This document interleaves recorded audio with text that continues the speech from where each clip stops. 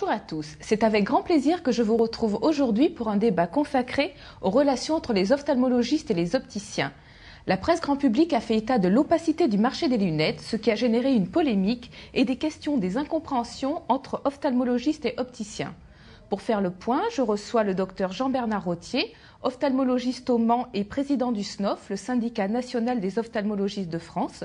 Bonjour docteur. Oui, bonjour. Également à mes côtés, Christian Roméas, opticien à Saint-Étienne et Firminy, également président du SINOP, le syndicat des opticiens sous enseigne. Monsieur Roméas, bienvenue. Bonjour. Je précise que cette émission est à l'initiative du laboratoire ophtalmique qui a décidé d'inviter ces deux responsables syndicaux à débattre. Écoutons Bruno Cluzel, administrateur d'Ophtalmique. Oui, effectivement, pourquoi Ophtalmique a pris cette initiative? Pour trois raisons. La première, pour apporter un témoignage et un soutien aux opticiens et aux ophtalmologistes. Chaque jour, nous parlons à environ 3000 opticiens.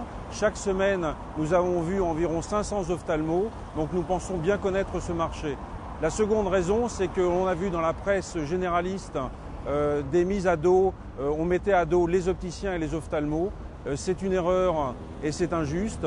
C'est une erreur parce que globalement tout se passe très bien et c'est contre-productif parce que en fait cette profession ne fonctionne que justement quand chacun est main dans la main. La troisième raison, c'est que nous avons souhaité offrir la possibilité aux ophtalmologistes et aux opticiens de s'exprimer librement et de s'exprimer pour préparer l'avenir parce que les choses demain risquent d'évoluer et c'est en travaillant de concert que les choses pourront avancer dans le bon sens. Entrons maintenant dans le vif du débat. Docteur Rottier, vous dites avant nous faisions confiance aux opticiens mais la situation se dégrade. Comment en est-on arrivé là ? Alors tout d'abord, je vous remercie beaucoup de m'avoir invité. C'est très important pour moi de parler au monde opticien et puis de discuter aussi avec le représentant, M. Roméas, des enseignes. On a l'impression quand même que les choses ont un petit peu évolué depuis le décret de 2007, auquel on plaçait beaucoup d'espoir, et on voit malheureusement un certain nombre de dérives. Et il y a un certain nombre de termes du décret qui ne sont pas respectés, et aussi, pour faire court, on trouve qu'il y a beaucoup d'ordonnances qui ne sont pas respectées. Et ça nous gêne, et on souhaiterait avoir un partenariat constructif avec les opticiens dont on a besoin. On a besoin d'opticiens de qualité, et je pense que c'est très important de discuter avec le monde de l'optique pour emmener tout le monde vers le haut. Monsieur Roméas, est-ce que vous avez remarqué, vous, de votre côté, une dégradation des relations entre les ophtalmologistes et les opticiens ? Écoutez, très sincèrement, je suis opticien maintenant depuis 35 ans. Je crois que sur ces 35 années, j'ai connu 30 années où il n'y avait quasiment pas de rapport entre opticiens et ophtalmologistes. Et depuis maintenant quelques années, et plus particulièrement depuis 2007, on se rencontre. Donc je pense plutôt que les rapports se sont très largement améliorés. Il y a 10 ans, 15 ans, je ne sais pas s'il aurait été imaginable que le président d'un syndicat d'opticiens et le président du syndicat des ophtalmos se retrouvent comme ça autour d'une table. Donc je salue le docteur Rottier, je suis très content qu'on soit là. Je pense de mon côté que les rapports se sont plutôt améliorés, même si on peut mettre en évidence quelques distensions, parce que justement on dialogue maintenant, ce qui n'était pas le cas avant. Dont nous allons parler d'ailleurs, des dissensions. Donc parmi les points d'achoppement, le SNOF, votre syndicat, parle de verres de mauvaise qualité. Notre aquinote Vincent Thiebaud, puisque nous avons donné la possibilité à nos internautes de poser des questions avant l'émission, vous demande qu'est-ce qu'une mauvaise qualité des verres. Et Dominique Arnoux demande également si selon vous les verres de contrefaçon sont des verres fabriqués en fraude ou simplement des verres d'une marque moins connue derrière laquelle il est facile de cacher une erreur de réfraction. Et de conclure, je pense que ces petites querelles sont ridicules et que nos professions n'en sortent pas grandies. Donc la qualité des verres, qu'avez-vous à dire ? Alors en fait, il faut quand même prendre un peu de recul et c'est tout l'intérêt de ce genre de discussion. Moi, j'ai été interviewé par une journaliste qui voulait faire un sujet sur les verres de contrefaçon. Les verres de contrefaçon sont quelque chose de tout à fait anecdotique dans notre pratique. Et notre problème est quand un patient ne supporte pas ses verres, qu'on essaye de les identifier, qu'on a du mal. Ma position, c'est d'appeler l'opticien qui les a vendus pour savoir ce que c'est. Donc il ne faut pas trop se braquer sur cet article-là, que je n'ai pas commandé, pour lequel je crois savoir que vous aviez été interviewé aussi. Donc, pour remettre en place les choses en place, on parle bien de l'article du Figaro, voilà, qui s'intitulait « L'opacité préoccupante du marché des lunettes ». Nous, ce qu'on souhaite, fondamentalement, quand notre patient nous quitte, c'est qu'il aille voir un opticien qui soit satisfait de son équipement. Voilà, c'est ça qu'on souhaite. On ne souhaite pas le revoir, on ne souhaite pas gérer une intolérance, que ça nous prend beaucoup de temps. Vous savez que le décret de 2007, fondamentalement, était fait pour soulager un peu l'ophtalmo de tous les renouvellements de lunettes qui ne nécessitait pas son expertise. Donc on souhaite vraiment s'inscrire dans cette lignée-là. Et quand un patient revient nous voir et qu'il ne supporte pas ses lunettes, c'est un peu un échec finalement de l'esprit de cette réforme. Non, moi, j'ai pas de choses à dire spécialement, si vous voulez, sur les verres de contrefaçon. C'est le domaine de l'opticien, et c'est à l'opticien de gérer ça. Notre aquinote Didier Obsterd proposait donc de rendre obligatoire le certificat d'origine des verres afin d'éviter tout trafic et donc toute possibilité de monter des verres de contrefaçon. Qu'en pensez-vous, Monsieur Roméas?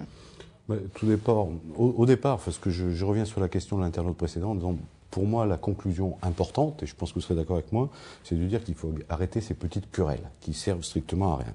En ce qui concerne la contrefaçon, je pense que c'est aussi et surtout le problème des fabricants de verres, des verriers. Je ne pense pas que le problème soit très grave aujourd'hui. Il doit certainement exister quelques contrefaçons, mais je ne pense pas que ça soit très important, tout au moins dans ce que j'ai entendu dire dans le monde des verriers. Ensuite, mettre un label, une certification d'origine, oui, ça se fait déjà pour l'immense majorité des verres progressifs, donc il n'y a pas de raison. Je pense que par contre, ça va être beaucoup plus compliqué au niveau des verres unifocaux, parce qu'il y a un système de gravure à respecter qui existe sur les verres progressifs, que je connais assez peu sur les verres unifocaux, à part un ou deux fournisseurs, donc ça me semble difficile. Je pense que la meilleure des réponses, c'est que les opticiens s'engagent, assurent leur professionnalisme et garantissent à leurs clients un verre d'une provenance sérieuse et un verre de qualité. Voilà. C'est des professionnels de santé qui doivent s'engager et qui doivent fournir des produits de qualité. Et la contrefaçon, à mon avis, n'a aucune raison d'être. Mais elle existe dans tous les domaines. Elle prend une toute petite part de marché. Je pense que dans notre domaine particulier, on doit pouvoir l'éliminer sans trop de difficultés. Je voudrais dire quelque chose là-dessus. Oui. Je suis tout à fait d'accord pour dépasser le stade des petites querelles, mais je crois qu'il faut qu'on se dise les choses quand même. Et notamment, le problème de la deuxième paire nous interpelle un petit peu. On ne sait pas tout à fait si cette deuxième paire est de la même qualité que la première. C'est des choses que les gens nous posent aussi. Et c'est les patients veulent savoir si ça vaut le coup d'aller dans un magasin qui fait la deuxième paire ou s'il vaut mieux aller dans un magasin qui ne la fait pas. Et là, je crois que de votre part, vous devriez avoir un discours peut-être plus compréhensif, je veux dire. D'accord.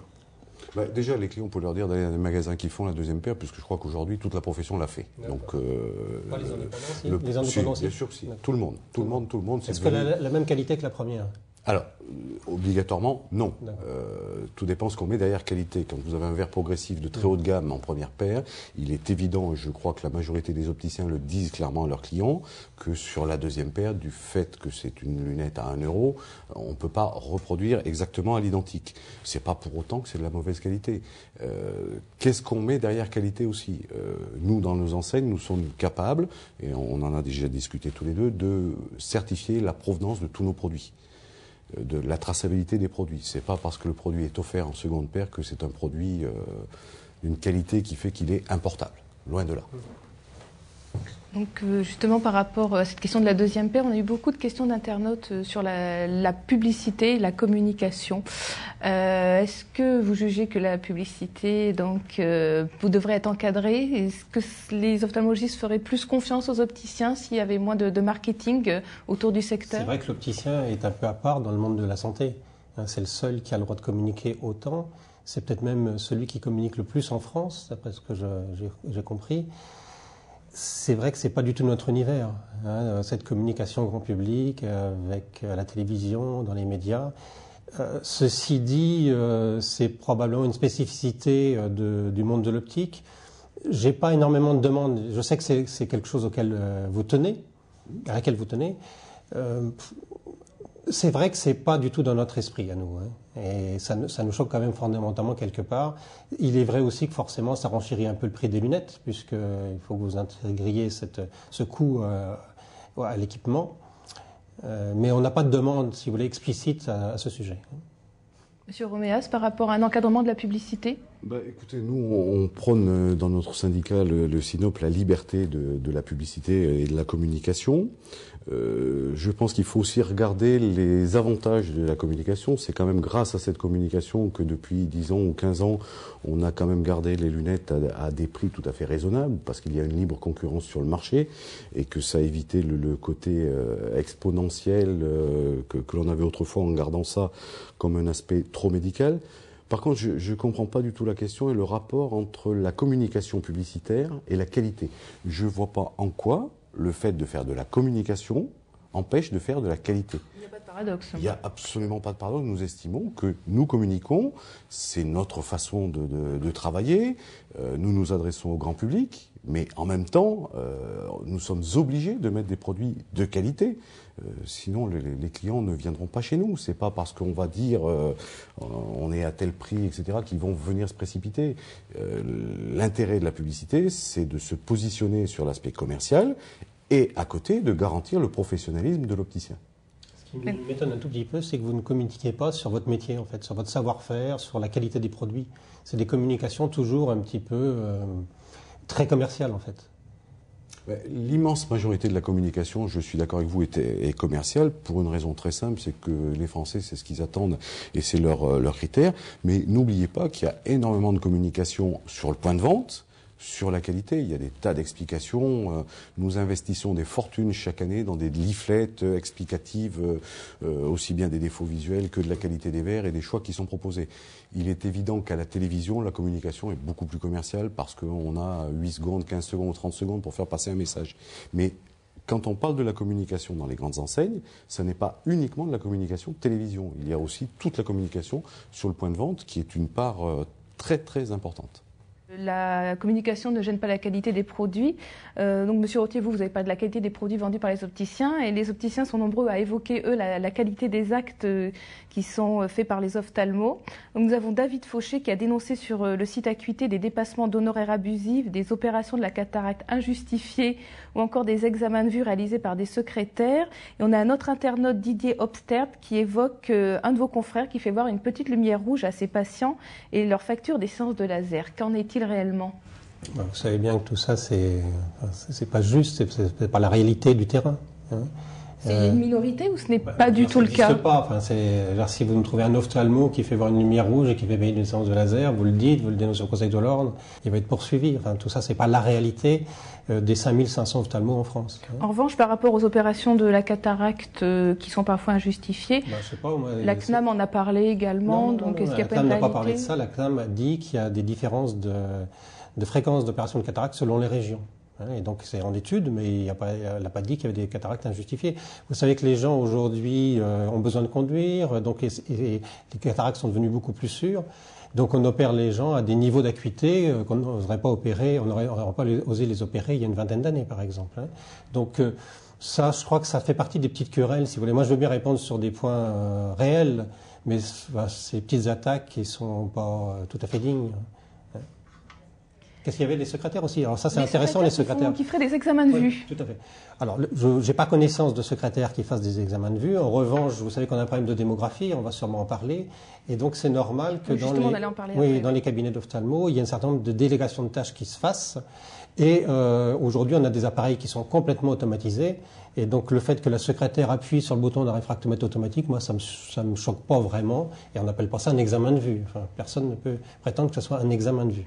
Tout ce qui peut faire gagner du temps à l'ophtalmologiste dans son travail est le bienvenu. Hein, c'est une question d'organisation de travail. Mais c'est pas la secrétaire qui fait l'examen de vue, qui signe l'ordonnance pour le patient. Hein. Il y a une autre question largement évoquée, c'est les délais d'attente chez les ophtalmologistes.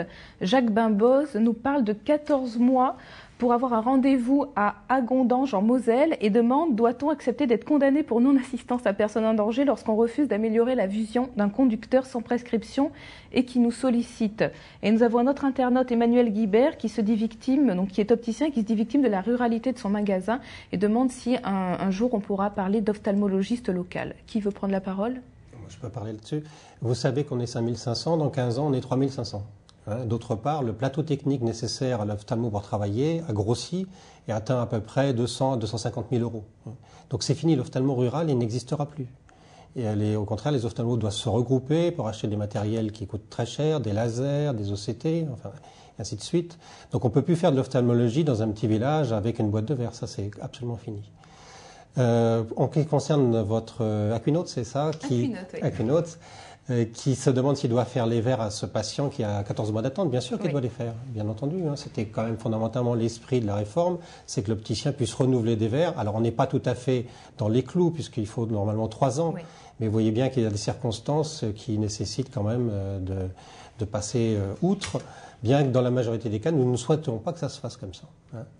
Voilà ce que j'avais à dire là-dessus. Monsieur Roméas, vous avez quelque chose à ajouter ? Non, je reprendrai les propos de M. Rottier. Il faut voir dans la globalité. Je pense qu'on a déjà travaillé en 2007, négocié ensemble pour ce fameux décret. Les ophtalmos sont de moins en moins nombreux, vont avoir des tâches de plus en plus importantes. Je crois qu'il faut qu'on regarde tous ensemble comment on peut organiser la filière visuelle dans les années à venir.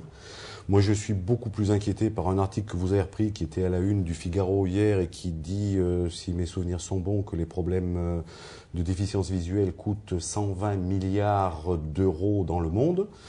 Je crois qu'il faut à tout prix que maintenant on trouve des solutions pour éviter ce cataclysme, parce qu'il est tout à fait anormal de voir des conducteurs mal corrigés, etc.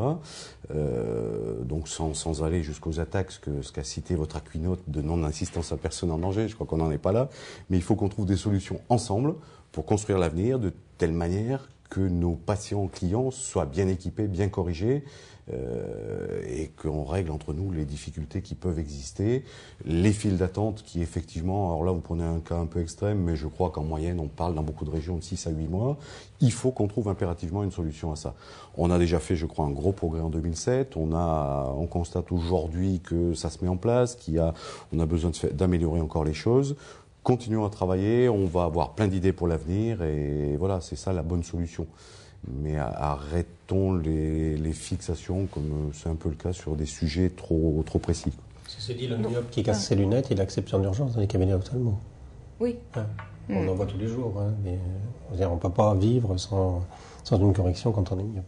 Donc vous avez tous les deux parlé du décret de 2007. Je rappelle qu'effectivement, en avril 2007, les opticiens ont obtenu par décret le droit de pratiquer la réfraction dans le cadre d'un renouvellement de lunettes. Quel est le bilan 2 ans après cette réforme ? C'est le bilan à quel sujet ? Si c'est pour diminuer les files d'attente... Est-ce que ça a été efficace ? Parce que c'était effectivement dans ce but-là de soulager un peu les délais d'attente chez les ophtalmos. On savait déjà que ça ne serait pas efficace, et ça ne l'est pas pour la bonne raison, si vous voulez, qu'on gagne 1 million d'actes par an. D'accord ? Il y a 1 million d'actes. Donc ça ne suffit pas à absorber... ça ne suffira pas à absorber, c'est clair.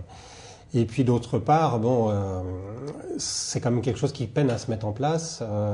Les opticiens ne sont pas tous forcément du niveau technique que vous aviez évoqué au ministère, en disant, donc on a quand même quelques petits problèmes. Il y a des corrections qui ne marchent pas et qu'on doit revoir. Il y a des gens aussi qui sont inquiets parce qu'ils ont eu leur correction faite par l'opticien. Ils viennent quand même nous voir parce que c'est tout nouveau. Ils ne savent pas s'ils peuvent s'y fier. Donc c'est quelque chose qui est un peu jeune, si vous voulez. Ce qui compte, c'est l'esprit de cette réforme, mais il ne faut pas en attendre des résultats en termes de délai d'attente immédiats. C'est quelque chose qui est en fait pour l'avenir. Monsieur Roméas, donc quel est votre bilan de votre côté ? Monsieur Rottier a parlé de compétences techniques qui sont parfois insuffisantes chez les opticiens pour pratiquer cette réfraction. Je ne crois pas que ce soit un problème de compétences techniques. Aujourd'hui, les opticiens ont une formation qui leur permet de faire de la réfraction dans de bonnes conditions. Je crois que tous les opticiens ont été formés à ça. Je pense que c'est plus un problème d'éducation, de communication. D'ailleurs, quand on avait négocié ensemble pour ces fameux décrets, on s'était dit que la base était une ordonnance de moins de 3 ans et que donc on ne pouvait pas avoir d'effet avant les 3 ans écoulés, qu'il fallait qu'ils s'écoulent ces 3 premières années pour qu'on commence à voir ce qui se passe. Donc là, on n'est qu'à la 2e. Il faut laisser, je crois, le temps au temps avant qu'on puisse vraiment en tirer une conclusion. Il y a d'autres phénomènes qui sont, je crois, une incompréhension. Aujourd'hui, les opticiens savent qu'ils peuvent faire une réfraction à partir d'une ordonnance datant de moins de 3 ans, mais qu'ils doivent communiquer avec l'ophtalmo. Ils ne savent pas exactement comment il faut le faire. Enfin, je crois qu'on en est un petit peu responsables, tous les deux, et les gens qui étaient avec nous. On n'a certainement pas été assez loin. Bon, aujourd'hui, on le constate. On pense que les décrets ont du bon. Ils élimineront pas et n'épogeront pas le million supplémentaire de consultations, mais ils vont déjà aider. Aujourd'hui, on fait un premier bilan. Ça marche pas si mal que ça au global, ça n'a pas les effets voulus. Maintenant, il faut qu'on fasse un second pas, qu'on aille plus loin, qu'on applique les réglementations, qu'on trouve les moyens ensemble d'appliquer les réglementations ou de faire appliquer les réglementations. qu'on forme, qu'on éduque, et puis qu'on éduque aussi le grand public, parce que les gens n'ont pas encore bien compris ce que l'opticien pouvait faire. Entre soit l'opticien peut faire l'examen de vue sans qu'on passe du tout chez l'ophtalmo, soit renouveler une ordonnance, tout ça, ça reste encore un peu flou. Il faut laisser du temps au temps. Donc vous parlez d'aller plus loin, effectivement, c'est dans la volonté du gouvernement aussi de développer la coopération entre les professionnels de santé. En termes de délégation de tâches, beaucoup d'Aquinote, je pense à Christiane Mélenec, Nathalie Pochat et d'autres, posent la question de l'optométrie, de sa reconnaissance et de sa légitimité. Christian Roméas, quel est votre point de vue sur une éventuelle reconnaissance de l'optométrie en France ? Alors, au niveau du SINOP, je crois qu'on a été très clair. Nous sommes défavorables à la création d'une profession supplémentaire. Or, pour nous, l'optométrie serait une profession qui serait créée en plus. Malheureusement, en France, ce mot d'optométrie a une image très négative, et c'est pas Jean-Bernard Rottier qui va me dire le contraire, et qu'on doit utiliser vraiment avec des pincettes parce qu'il a été pris par des gens qui ont été quelquefois un petit peu extrémistes. Je pense qu'aujourd'hui, les opticiens traditionnels peuvent faire de la réfraction dans de bonnes conditions. Nous pensons aussi qu'il faut aller plus loin dans la formation, qu'il faut faire d'une part évoluer notre BTS d'opticien, mais ça c'est un autre sujet, mais on y travaille actuellement, qu'il faut aller vers de la formation continue, et je vous rappelle que dans la négociation de la future, entre guillemets, convention CNAM, qui sortira peut-être un jour, si l'UNOCAM veut bien qu'on réouvre les négociations, nous avions prévu de mémoire 20 ou 21 heures de formation obligatoire tous les 2 ans seulement, mais c'était un premier pas et nous sommes prêts à en faire d'autres. Mais la création d'un métier supplémentaire, à mon sens, n'apportera pas grand-chose et va provoquer des réactions, je pense, très négatives du corps médical. Construisons plutôt ensemble la bonne solution. Alors, elle passe par quelque chose qui est l'optométrie. Il faudra peut-être qu'on trouve un autre nom. Il faudra peut-être qu'on l'appelle autrement. Peut-être qu'on ne peut pas parler d'optométrie, mais est-ce qu'on pourrait parler d'opticien réfractionniste, par exemple, docteur Rottier ? L'opticien aujourd'hui est déjà réfractionniste. Je voudrais juste revenir sur quelque chose de tout à l'heure, c'est que si les patients ne sont pas au courant que les opticiens peuvent faire des réfractions, alors je ne sais pas qu'est-ce qu'il faut faire pour qu'ils le soient, parce qu'il y a eu quand même des campagnes télévisuelles qui étaient absolument illégales et inadmissibles. Voilà, ça c'est des choses qui nous choquent. Alors en ce qui concerne l'optométrie, vous savez très bien qu'on est absolument farouchement opposé à la création de cette profession. On a une profession qui s'appelle opticien, essayons de transférer des choses tout à fait tranquillement et gentiment.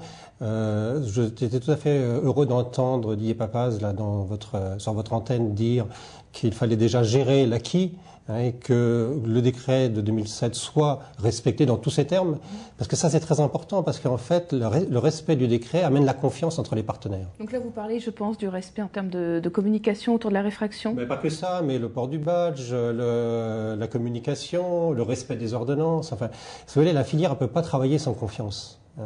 Et le fait d'être assez légaliste et de ne pas systématiquement aller sur des positions extrêmes est très important pour l'avenir, notre avenir commun.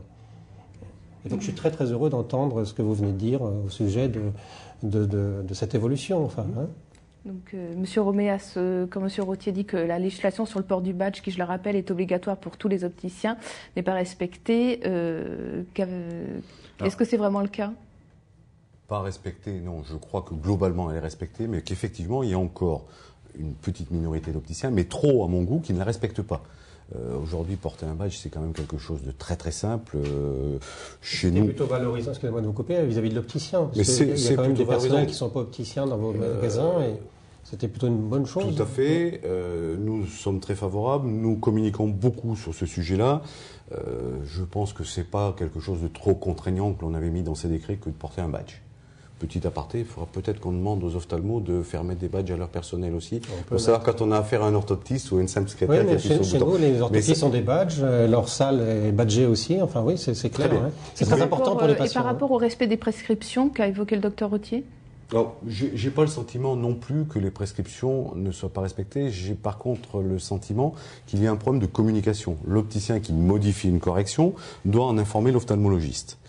Et c'est là qu'on n'a peut-être pas été assez loin en précisant comment on doit informer l'ophtalmologiste. Et je rencontre régulièrement des opticiens qui me disent oui, mais je n'ose pas appeler l'ophtalmologiste pour dire que j'ai modifié sa correction, je sais pas, je peux le déranger, etc. Il faut peut-être là aussi qu'on construise une méthode nouvelle et qu'on mette quelque chose en place pour que ça fonctionne bien. Justement, je vous assure que le non-respect des prescriptions, c'est quelque chose qui est assez courant. et qui est très choquant. Les produits MDD, vous savez très bien ma position là-dessus, c'est des produits qui ne devraient pas exister, à mon sens. Hein. Mais non, parce que de donner, si vous voulez, systématiquement la même lentille ou le même produit, quel que soit le patient, c'est quand même choquant dans le monde de la santé. Et on sait très bien qu'une lentille ne peut pas aller à tout le monde. Et si elle allait à tout le monde, il n'y aurait pas besoin de faire d'adaptation. Alors quand on fait une adaptation, on part sur un produit et à notre grande surprise, parfois ça ne va pas. Donc franchement, c'est quelque chose qui est un petit peu choquant, enfin même qui est très choquant. Donc je reviens à la délégation de tâches qui représente l'avenir quand même de la filière. Pierre Guertin pose la question par rapport à jusqu'où peut-on aller. Les opticiens peuvent-ils espérer avoir le droit de se servir d'un tonomètre pour prendre la tension oculaire et prévenir l'ophtalmo en cas d'anomalie? En revanche, nous avons une autre internaute, Nadine Hamelin, qui rétorque qu'un opticien ne peut pas dépister un glaucome quand un ophta aura souvent besoin de plusieurs consultations avant de pouvoir affirmer la pathologie. Monsieur Rottier? Alors, je ne sais pas pourquoi les opticiens et les orthoptistes fantasment sur le tonomètre AR. Hein, parce que c'est un examen qui ne permet pas de dépister le glaucome, ça permet de dépister des hypertonies, mais il y a beaucoup de glaucome sans hypertonie, il y a beaucoup d'hypertonie sans glaucome. D'ailleurs, l'HAS, la Haute Autorité de Santé, a fait un rapport disant que le tonomètre AR n'était pas un instrument pour dépister le glaucome. Donc, et quand on avait discuté les décrets, je me rappelle très bien le conseiller de M. Bertrand, on s'était dit, si il y avait un examen simple qui permet de dépister le glaucome, eh bien, donnons-le à toutes les professions. Il n'y a pas de raison, c'est un problème de santé publique. Or, le glaucome, c'est quelque chose de difficile à diagnostiquer. Et moi, qui dois avoir plus de 20 ans de pratique ophtalmo, et je vois que mes confrères, c'est la même chose, c'est toujours un gros problème pour dépister un glaucome. C'est quelque chose de difficile, c'est quelque chose d'un peu angoissant parce que le terme, c'est la cécité. D'un autre côté, si on est trop actif, on donne des traitements qui coûtent très cher à la société. Donc, franchement, c'est un sujet qui est difficile pour nous et qui est absolument pas délégable. Donc là, notre opticien parlait de prévention du glaucome. Oui, on prévoit, qu'est-ce qu'on fait comme prévention en lui laissant l'autorisation de mesurer la tension. En fait, ce qui va se passer, si les opticiens mesurent la tension, ils vont forcément nous envoyer des patients qui ont des tensions supérieures à 21, je suppose. Voilà, par exemple. Okay. Il faut bien voir que ça va perturber énormément nos rendez-vous, ça va coûter très cher à la Sécu pour un rendement qui est négatif. Hein. Et alors, c'est pas nous qui le disons, c'est la Haute Autorité de Santé. Mais maintenant, si vraiment on veut donner le tonomètre aux opticiens, faisons-le. Nous, on s'organisera pour recevoir tous ces patients. Parce que vous savez, un patient à qui on a dit qu'il avait peut-être un glaucome, c'est un patient qui est angoissé. C'est pas un patient que vous allez prendre normalement. C'est pas un patient que vous pouvez examiner en un quart d'heure en examinant sa papille, en disant vous n'avez pas de glaucome. Vous êtes obligé de faire un champ visuel, vous êtes obligé de faire une gonioscopie, une pachymétrie, une mesure des fibres, des fibres du nerf optique. Enfin, c'est quelque chose de compliqué. Monsieur Roméas, jusqu'où pourrait-on aller de fait en matière de délégation de tâches ? Déjà qu'on arrive à bien faire fonctionner celle que nous avons, ce serait déjà un gros progrès. L'utilisation, je suis assez d'accord avec M. Rottier à ce sujet-là, l'utilisation du tonomètre AR, je ne crois pas que nous soit quelque chose qu'on réclame en priorité, parce qu'il va se poser aussi des problèmes de responsabilité, etc. etc. Ce qu'on peut peut-être faire, c'est essayer de travailler ensemble pour organiser du dépistage sous une autre forme, il faut qu'on y réfléchisse. Il faudra peut-être qu'on réfléchisse aussi à la contactologie, comment on peut intervenir, comment on le fait sur la réfraction, comment on peut intervenir sur la contactologie, et je suis intimement persuadé, pas demain, mais que dans les 5 ans à venir, mais je crois que c'est un peu la conclusion du débat, donc je ne vais pas m'étaler sur le sujet actuellement, je pense qu'il faudra qu'on reparle donc de la contactologie. Nous, ce qu'on souhaite simplement, c'est pouvoir équiper les Français dans de bonnes conditions, en partenariat avec les médecins ophtalmologistes. On ne veut absolument pas faire de la médecine.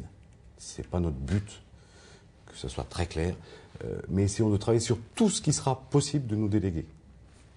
Comment voyez-vous les relations d'ici 3 à 5 ans entre les opticiens et les ophtalmologistes ? D'abord, je vais revenir sur ce qu'il vient de dire, parce que oui, ça a été dit exprès pour que je monte au créneau. Donc la contactologie, c'est un acte médical. Vous savez qu'il y a eu un rapport cette année à la Société française d'ophtalmologie, qui, je crois, a été écrit par des ophtalmologistes. Donc l'ophtalmologie, c'est une branche de l'activité des ophtalmos.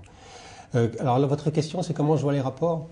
Oui, alors justement, puisque vous revenez à l'adaptation, puisque vous revenez sur l'adaptation de lentilles, j'avais une question de Pierre Jérémy qui demandait si on pouvait envisager une délégation de tâches concernant l'adaptation en lentilles pour les opticiens disposant au minimum du DU de contactologie de la licence ou du master.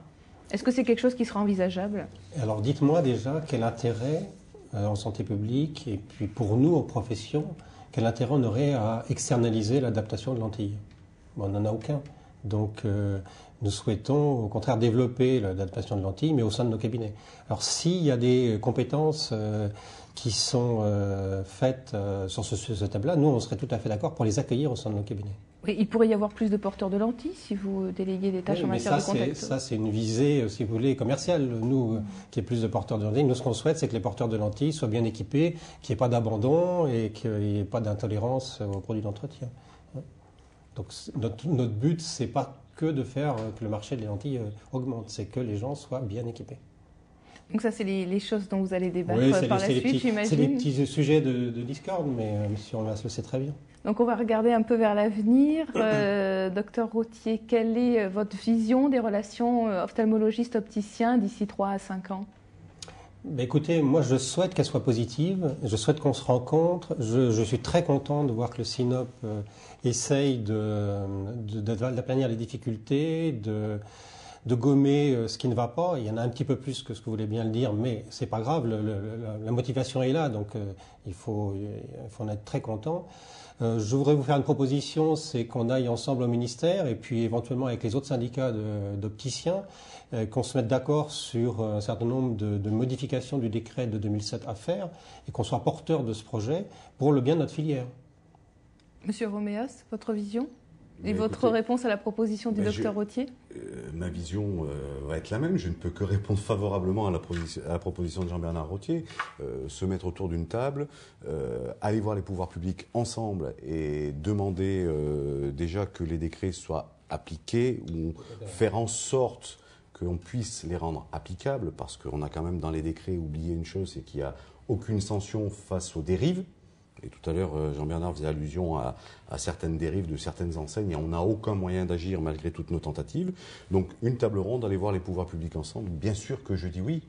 Et je confirme, ouvrons ça aux autres syndicats. Nous sommes preneurs. J'espère que d'autres nous rejoindront aussi et qu'on ira tous ensemble, enfin, représenter la filière visuelle auprès des pouvoirs publics. Et là, on en a vraiment besoin. Je pense que le message est passé sur Acuité. Dernière question, quelles sont les actions qu'on peut mener sur le terrain quand on est ophtalmologiste, quand on a un magasin, pour avoir de bonnes relations entre les deux professions? C'est un petit peu ce qu'on avait fait avec le groupe Atoll dans la certification. C'est-à-dire qu'en fait, on a dit que les ophtalmos et les ophtalmos ne travaillaient pas tous de la même façon et n'attendaient pas tous les mêmes services des opticiens.